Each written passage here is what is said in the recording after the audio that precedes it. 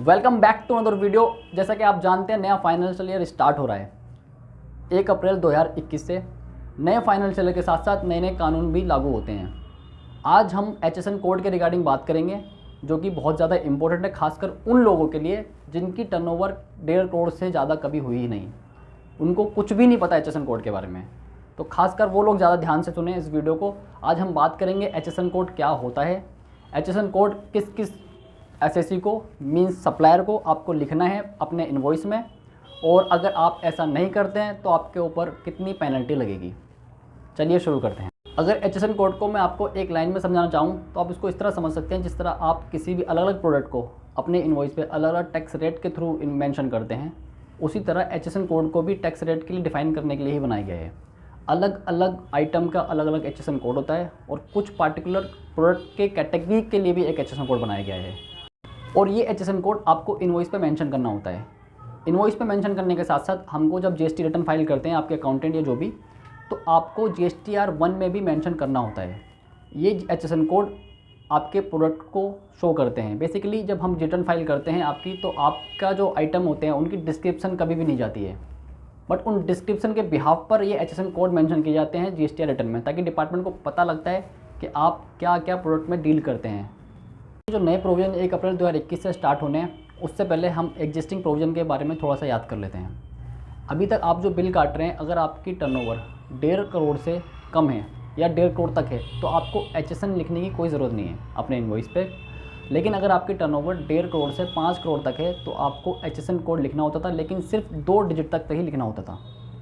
अगर आपकी टर्नओवर 5 करोड़ से ज़्यादा है, तो आपको HSN कोड के 4 डिजिट लिखने होते हैं अपने इनवॉइस पे।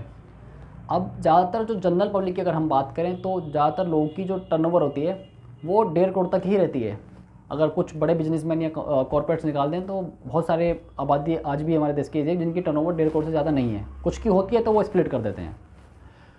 तो अगर इन लोगों के लिए मैं ज़्यादा इंपॉर्टेंट आपके लिए समझने के लिए बात है कि 1 अप्रैल 2021 से जो प्रोविज़न लागू होने हैं, उसमें आपकी टर्नओवर चाहे 1.5 करोड़ हो या 2 करोड़ हो या 3 करोड़ हो, अगर आपकी टर्नओवर 5 करोड़ तक है तो आपको HSN कोड लिखना कंपलसरी है।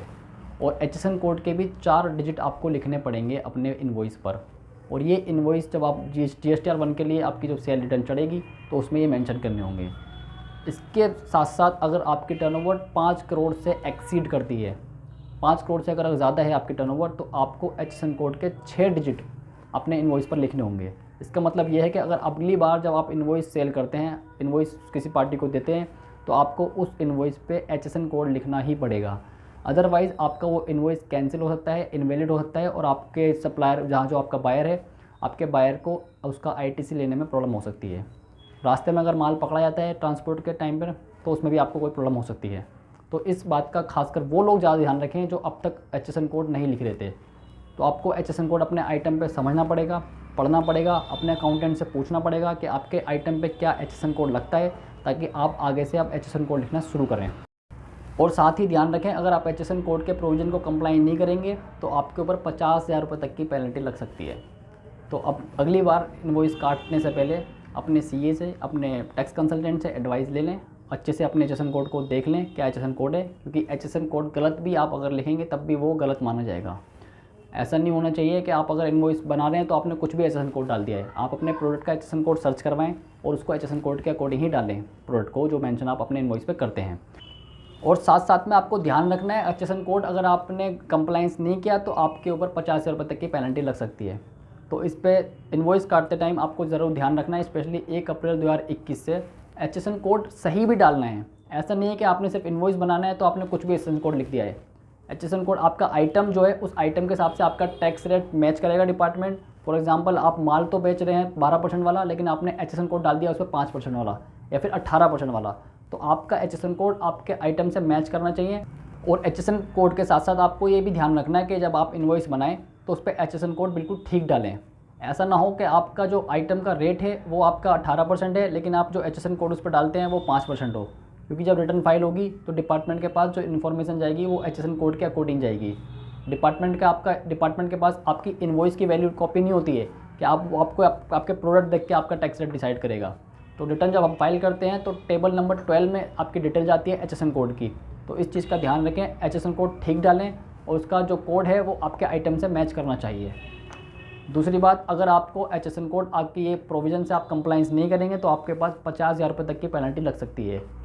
तो 1 अप्रैल 2021 से बिल्कुल सही तरीके से अपना इनवॉइस बनाएं, और जो खासकर वो लोग जो माल को ट्रांसपोर्ट करते हैं वो लोग इस चीज़ का ध्यान रखें, क्योंकि अगर रास्ते में आपका माल पकड़ा गया तो इनवॉइस गलत माना जाएगा आपका। खासकर वो लोग इस चीज़ का ध्यान रखें जो ट्रांसपोर्ट करते हैं। 50,000 रुपये तक की आपकी पेनल्टी लग सकती है, अपने इनवॉइस को ठीक से काटें। और अगर आप व्यापारी के साथ साथ कोई कंसल्टेंट हमारी ये वीडियो देख रहे हैं तो आप ज़्यादा जानकारी के लिए रेफ़र कर सकते हैं धारा 125 ऑफ CGST एक्ट, एंड आप नोटिफिकेशन नंबर 12/2017 को भी रेफ़र कर सकते हैं। एंड एक नोटिफिकेशन और है जो अब अमेंडमेंट हुई है 78/2020। तो बस आज के लिए इतना ही। मेरी कोशिश रहती है कि मैं इनकम टैक्स और GST के सारे प्रोविज़न आपको सरल भाषा में समझा सकूं। अगर अभी भी आपका कोई सवाल है तो आप कमेंट कर सकते हैं, मैं कोशिश करूँगा आपका रिप्लाई करने की। और पिछली वीडियो को इतना शेयर और लाइक करने के लिए बहुत बहुत शुक्रिया आपका।